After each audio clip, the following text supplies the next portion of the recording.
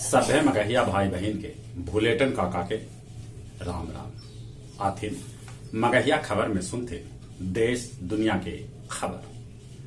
प्रधानमंत्री नरेंद्र मोदी परीक्षा पर चर्चा करैत कहलन कि छात्र अपन जिंदगी के रोबोट नियन न बना था।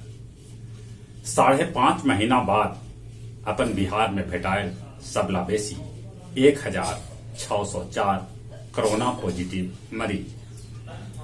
देश में एक दिन में 1.14 लाख कोरोना पॉजिटिव भेटेला। दर्जन भर राज्य में रात के कर्फ्यू समेत आउ पाबंदी कोरोना के चलते लगा देवल गए। बिहार बोर्ड मैट्रिक और इंटर के रिजल्ट देश भर में सबला पहले जारी कैलक। अब सीबीएसई बिहार बोर्ड के फॉलो करत। सचिन बाछे कहलन कि पब्बार हमरा हटावल चाहलन। उनकरा मनावे लेल महाराष्ट्र के गृह मंत्री अनिल देशमुख मांगलन हल 2 करोड़ रुपया। छत्तीसगढ़ में बंधक जवान के नक्सली सभे फोटो जारी कैलका है।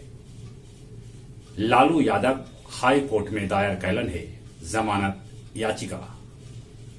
फोर्ब्स पत्रिका मुताबिक मुकेश अंबानी एशिया के सबला अमीर आदमी बन गया। मुख्तार अंसारी के विधानसभा के सदस्यता रद्द कर सका है यूपी सरकार। अमेरिका बनौलक महाशक्तिशाली स्पेस टेलीस्कोप।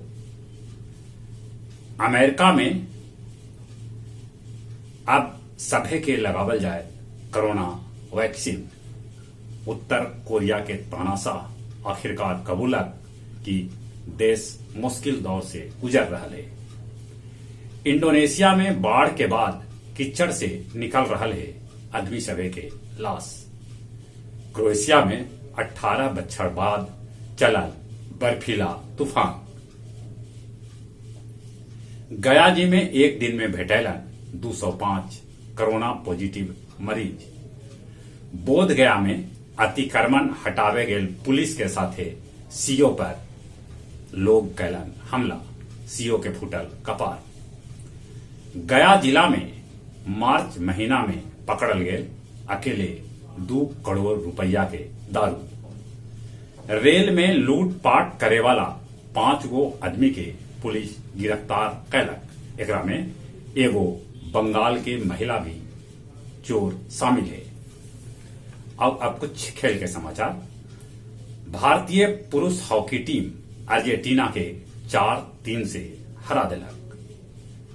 ओलंपिक में भाग लेवे वालन तीरंदाज के लगावल गेल कोरोना के दोसर का वैक्सीन। T20 विश्व कप लेल बैकअप योजना। माने अगर T20 मैच देश में न करावल गेल तो दूसरा जगह करावल जा सका है। जहां तक मौसम के सवाल है, मौसम में धीरे धीरे गर्मी चढ़ रहा है। मौसम विभाग सूचना दिलका है कि अपन बिहार में कल से पारा ऊपरे चढ़े लगत। 11 तारीख से लूक लहर चले के भी चेतावनी दिल गए है। उन्हें हिमाचल प्रदेश के कैकन क्षेत्र में बर्फबारी होने से जीवन अस्त व्यस्त हो गया। मौसम के मिजाज से बचथिन, साथे साथे कोरोना से बचे ले मुंह और नाक पर मास्क लगाते, सोशल डिस्टेंसिंग के पालन करते, बाहरे से घरे अला पर नीमन से हाथ साबुन से धोते। आओ जौन आदमी कोरोना वैक्सीन न लेथिन है, जिनकर उम्र 45 से ऊपरे है, वो कोरोना के वैक्सीन जरूर लेथिन। चले अपने सभी के एक बार फिर से बुलेटिन काका के राम राम।